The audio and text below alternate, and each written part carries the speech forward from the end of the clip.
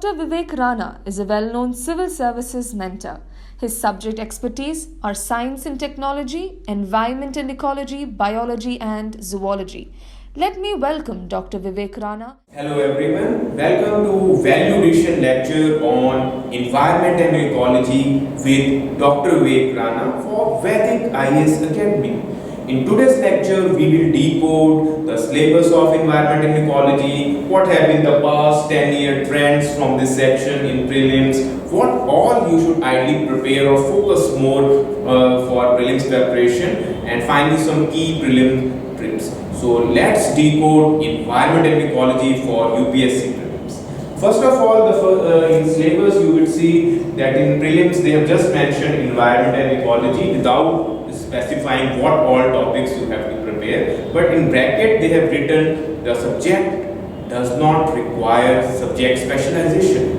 So they are clearly highlighting that there is no need to go into graduation level books of botany, zoology or say engineering. There are environmental studies textbooks available. Make sure to focus on the basic NCERT books. To be precise, the plus 2 biology NCERT book has environment and ecology unit which has 4 key chapters. Make sure your preparation starts from building the foundation and then try to link those themes with the current issues, because that's how the paper is. So we will be discussing what has been the weightage and what all you should ideally be careful about. In mains, they have clearly highlighted 3 words.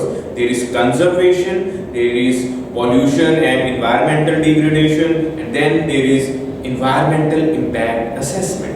So there is some vision which clearly is showing that the conservation theme is highlighting to biodiversity conservation, to make sure any environmental initiative which is related to biodiversity is prepared thoroughly. And pollution is something that once you enter administration you have to deal with it, so there is no escaping it. So make sure the all types of pollution, what are the government steps to contain them are covered, because that's where the questions are framed on consistent basis. EIA is a specifically mains topic. You can see the current, there are long-standing protests on draft EIA 2020. So that theme is more or less likely to be asked in mains. But at least what exactly is EIA, you should definitely brush up. So this is straightforward syllabus. There is not much jargons, or you could say the terminology is not too difficult to understand. And I hope by now you must be familiar with that as well. Now let's decode that what has been the trend of this section. Whether can you afford to ignore it? The answer is clear no. If you want to make it to the second stage, there is no escaping from this section. And moreover, this is one of the easiest sections to prepare considering the limited topics and the more or less the factual nature of the questions being asked from last 5 or 6 years. But let's just decode the journey. So before 2010 there was no environment and ecology section in UPSC syllabus. They used to mention just general studies which had history, geography, economy, science. In 2011, for the first time, environment and ecology was introduced.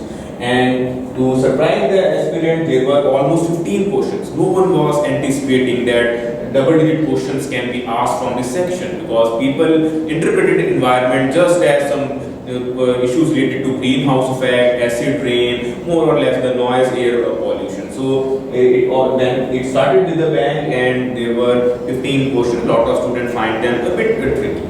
So next year students once again took it for granted. They felt that okay, there is one time this is a disaster or I will say accident which happens. UPSC might have just induced it to surprise the aspirant, but you can see the 23 questions. It's almost 1/4 paper has been asked from single section. In case, because a lot of students were investing too much time on the history, geography, polity modules, and this was a wake-up call. Since then, everyone started taking this section seriously, and 2013, one of the best papers, you can say the balanced one, all sections have been asked around 15 each, but environment still dominated with 20 questions. And 2014 is the peak year. You can say 25 questions from the section. If you had prepared this section, you would have easily sailed through the second stage. In case you were once again complacent with your preparation, it would have been a disaster. But once the 25 question came, all students just started mugging up or devoting too much time. So they were clearly warned that now you will see the rationalization of this component, and more or less you cannot expect once again that this will continue to stay the most dominant component. So you can see now there is a rationalization 18, 16, 15, and this year there have been 2018 just 11 questions. But once again 2019 it has made a comeback with 15 questions. But clearly it's without any doubt we can say this remains one of the top 3 modules to be asked in prelims examination.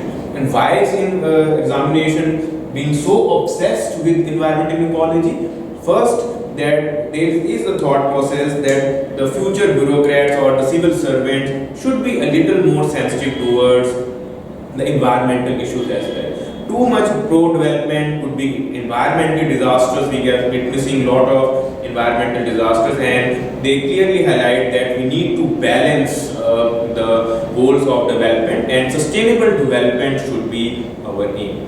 So that makes this component important. And moreover, you can see the screening test for Indian Forest Services have also been clubbed with the UPSC prelims. So if you really want to gauge the aspirants for the Forest Services, environment equality cannot be ignored. So all sections go up and down. Environment is one of the sections which will always pay you rich dividends if you invest your time in its preparation. So I hope I have made it very clear that in 2020 itself I am predicting 12 to 16 questions which are likely to be asked from this section. So make sure you are just giving it at least couple of days of revision to get the best results. Now coming to the second angle, which is the syllabus part, or you could say the what all sections ideally you should prepare. So I have just highlighted some key fundamental topics which you should prepare. Make sure all themes are covered. There should not be any skipping of themes. Your preparation should start with the ecology concepts which are given clearly in your NCERTs. What exactly I am referring to concept? That conceptual clarity in the basic terminologies used in environment and ecology. It could be what is the difference between a community or a biosphere or an ecosystem. They might be confusing to some students. What are different type of biomes? What is an ecotone? What is the ecological niche? What exactly the role an organism is performing in an ecosystem? Then the basic topics like food chain, food web, biogeochemical cycles, or they play a role in the circulation of various nutrients. So make sure you are focused on preparing some key basic concepts, and nitrogen fixation theme is an evergreen topic which can be asked as well. So this topic has good scoring abilities, and interactions in biotic communities, another topic which can give you a decisive edge over aspirants. You make sure you are absolutely clear what is the difference between commensalism, amensalism, mutualism or proto-cooperation, mimicry, or the conventional themes like scavenging, predation, parasitism. Because these concepts, once you have covered them, they will give you the basic confidence.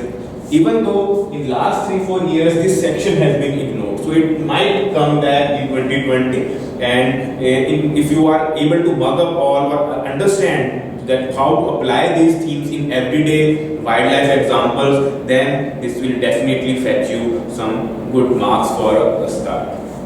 Then the second key theme you should focus, and currently it's the favorite theme in the UPSC, it's the biodiversity conservation. Now, biodiversity conservation is one of the toughest topic to prepare, because we all know there have been almost 1.4 million species on Earth. So examiner might just pick any species and might ask what is the conservation status, what is the ecological significance, why that species is endangered. So that makes it almost an impossible topic to prepare, but still you should make an effort. First go through the species mentioned in your NCERTs, then make sure while covering the current affairs, you are able to decode them, or just filter the specific species. And in the IUCN Red List, there is a specific category called critically endangered species. So make sure in last 2 or 3 years, whatever species are in those categories, they have to be prepared qualitatively. Even in last year, there were questions on Irrawaddy dolphin, there have been questions on wild buffalo, the dhole, the dog. So there is a theme which can be done with a smart study as well. The Asiatic lion conservation is dominating headlines this year because the Supreme Court has also directed that Gujarat should ideally relocate them to Kunnopal sanctuary. So there are some issues which, if you are following the current affairs, they can be easily decoded, that need to be prepared qualitatively. And on 15 August, there are 2 specific projects which have been highlighted. Project Lion, and there is the Project Dolphin. Dolphin is more likely to be asked. There was an easy question a couple of years back, which is a national aquatic animal. The river dolphin continues to be that species. So make sure how dolphins communicate, what are their main regions where they are found, and what is the conservation status in IUCN Red List are covered qualitatively. So this is a quite a topic which starts with the basic themes of conservation, what is in situ, ex situ, what is the difference between sanctuaries, biosphere reserve or national parks. So once you have covered those bases, then the current linkage of the specific filtration of projects and the specific initiatives are to be covered. Coming to the next major module is pollution. Just I have highlighted in your syllabus as well. UPSC has specifically mentioned this theme. So there is no reason that you are not covering this theme for any reason whatsoever. So make sure you start with the fundamentals. Just cover what is air pollution, water, marine, soil, and then the various pollution which are classified on basis of the specific chemical. It could be mercury, it could be lead, it could be oxides of nitrogen, sulfur, or you could say the radioactive waste, e-waste, noise. So these all themes have to be covered. Currently, the more emphasis would be on the particulate matter, PM 2.5, PM 10, because in 2019-2020 phase, there were a lot of affirmative actions from government to cover these themes, right from the GRAP, Graded Response Action Plan, to the Air Quality Index being launched, and then you would say the National Clean Air Program in the NCR region. So this particulate matter is one of the key pollutant for this year. Apart from that, the chlorofluorocarbons, especially the hydro and perfluorocarbons, which are the super greenhouses, they are being now focused by government, and oxides of nitrogen being the NO2 hotspots being identified this year is another key theme in which you could just make a brush up of the key problems associated with NO2 pollution. And Namami Gange program is another water pollution related theme which you should cover. And while covering these current affair themes, never ignore the basic terminology themes of pollution, like what is biomagnification, what is eutrophication, what is an algal bloom, what is a biological or chemical oxygen demand, what is exactly the theme related to the depletion of the specific air, or you could say the marine organism, the microbeads. Microbeads have already been asked in theme of plastic pollution. So this is just the overview of the key pollution themes which you should prepare. There have been questions on even the rules, e-waste, solid waste, which we will be covering separately in the legislation part. So make sure that this theme, right from the stubble burning to the recent ones of the new types of pollutants emerging in environment are covered, because controversial chemicals is one of the themes on which you will definitely get at least 1 or 2 questions. It could be related to some chemistry angle as well. Just have we discussed the polystyrene controversy or ammonium nitrate. So such themes at times are linked with the pollution themes as well, and examiner tries to confuse you with the options. So this is one of the themes which you should devote the maximum time for preparation. Then it has been seen, especially in last 4 or 5 years, there are at least 2 to 3 questions on even organizations and institutions which are related to the environment and you can say pollution management, and they ask about who is the chairman, what exactly is the membership criteria, where is the headquarter based, what is the mandate of that particular organization, whether it's a public or it's a private one. So make sure the key organizations, right from the National Green Tribunal to the Animal Welfare Board, or you could say the EIA institutional makeup, or you could say the NGOs type like World Wildlife Fund, UNEP program, and the other key organizations like UNFCCC, these are also prepared qualitatively. India itself is now spearheading the solar movement, so the ISA role is also can be asked, because this year the OSOWOG initiative is also dominating in the headlines as well. So this is the mugging or cramming type of theme, where if you have a good memory and you are able to differentiate the mandate between different bodies, then it will give you rich dividend. Otherwise, a lot of students feel that it's a factual theme and they tend to skip this topic. So make sure you are devoting balanced preparation. The over-obsession with this topic never fetches you the good marks, but yes, it cannot be ignored if you want to cover or score more in environment section.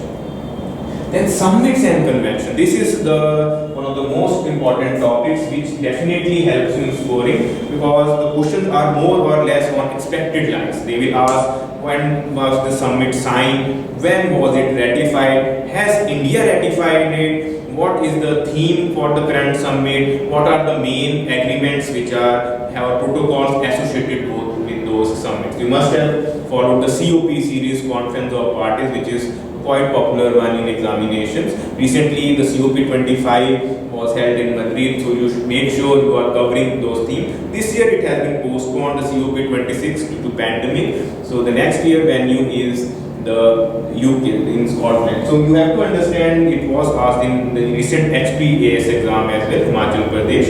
So this is one of the topics, and make sure you the best way to prepare this topic is to make a small flowchart, or you could say table, in which you will highlight the signing year, ratification, the main issue involved, the status of India, and just cover those 15 to 20 summits which are related specifically to the environmental issues. Make sure the IR themes are different, like the SCO, BIMSTEC, they should be treated differently, and these environment summits should be prepared in a separate sheet of paper. Like starting from the Ramsar Convention, you have the Basel Convention, then you have the Kyoto Protocol, Cartagena Protocol, and there is also the Earth Summit, the Paris Agreement, you could say the Rotterdam, Stockholm Convention. The list goes on. There is a formal lecture which we deliver in our class, and all those themes have to be prepared quality. This year, if you want to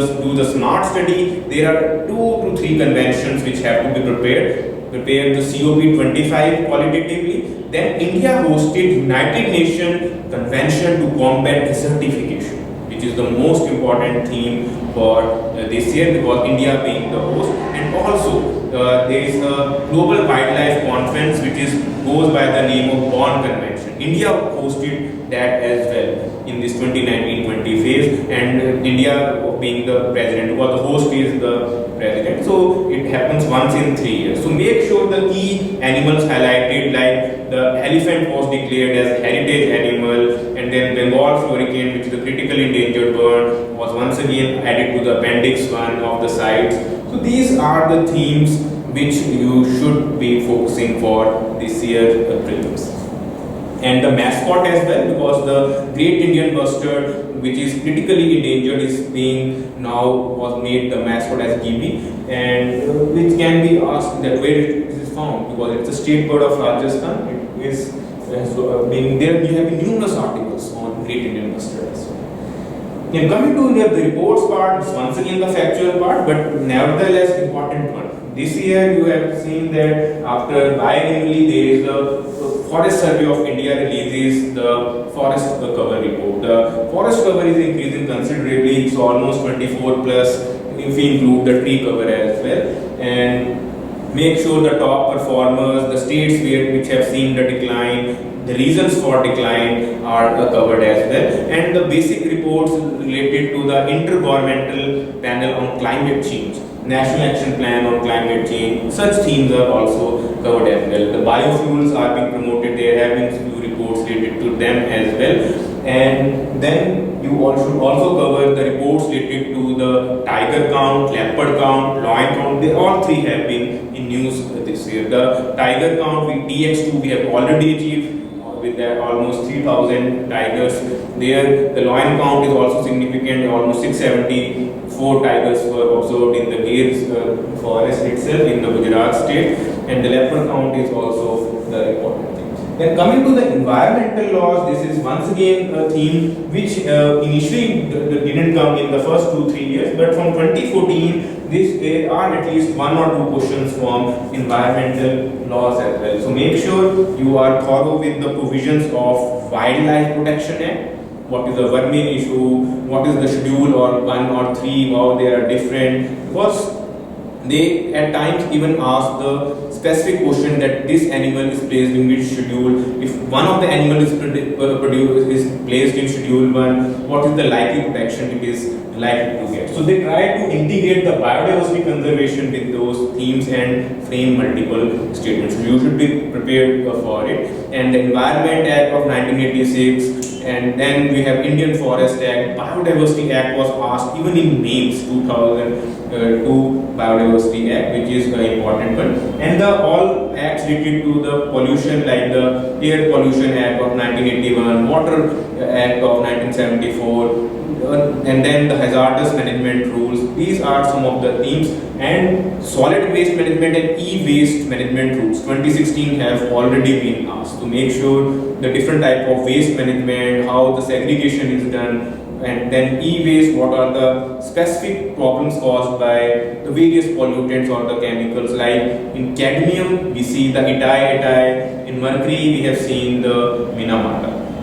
So this is what you have to cover in the laws. In green initiatives, the programs and the schemes which are specifically related to the increasing green cover or protection are to be covered. Like for example, you could say the Ujjwala scheme, difference between them, the Green India Mission, Jawaharlal Nehru National Solar Mission. Then we have in the Green Highways Policy, Air Quality Index being launched, Oso Walk Initiative, One Solar, One World, One Grid. And recently the artificial largest solar tree was created in the Durgapur. So such attention grabbing events at times are also asked. So make sure the last 2 or 3 year green initiatives which have made India proud or had set up the stage for India being the world leader in the solar themes are to be prepared with the utmost respect.